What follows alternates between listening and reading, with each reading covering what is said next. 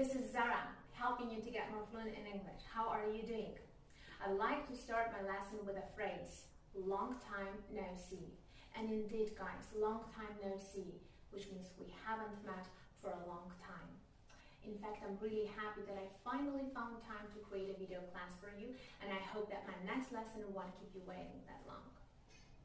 I have been requested by a high school teacher of English to create a class on one of the grammatical phenomena our students are struggling with, and that is conditional sentences, or if clauses. Why if clauses? Because the word if is central in creating conditionals. We have 4 different types of conditionals in English: 0, first, second, and third conditionals. So I'd like to start with 0 conditional, which is the simplest type of all conditionals. We use 0 conditional to express a general or universal truth. Let's look into this example. If you touch fire, you get burned. General truth, isn't it?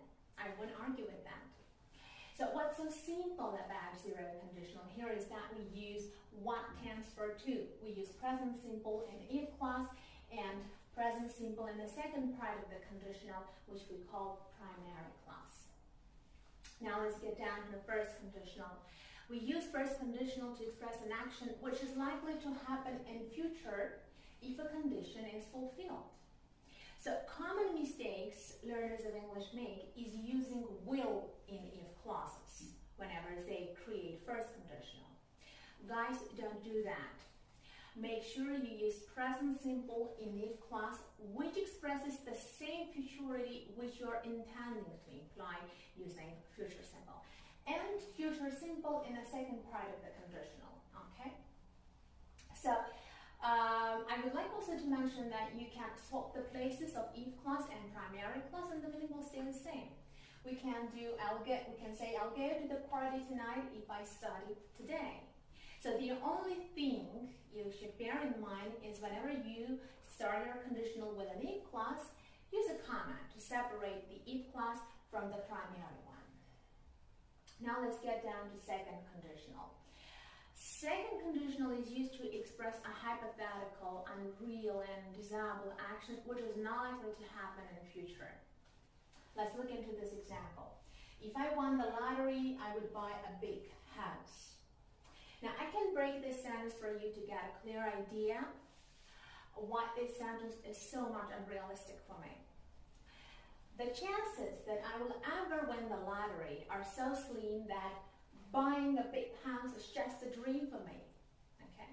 So we use second conditional to express unreal yet desirable action. To correctly use second conditional, you need to use past simple in the if clause and would plus verb 1 construction in the primary clause. Now let's get down to third conditional. We use third conditional to express a regret. To put it simply, to say that we are sorry that something has happened because we haven't acted otherwise.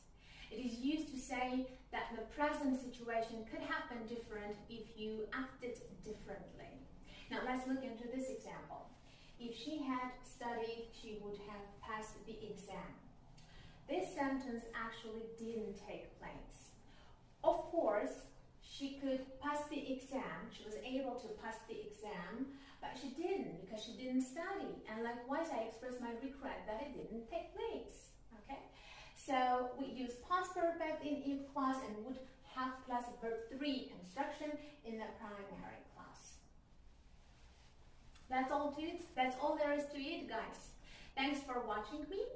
I hope this helped, this overview of conditionals you found useful, and I hope to meet you soon. Goodbye. Take care.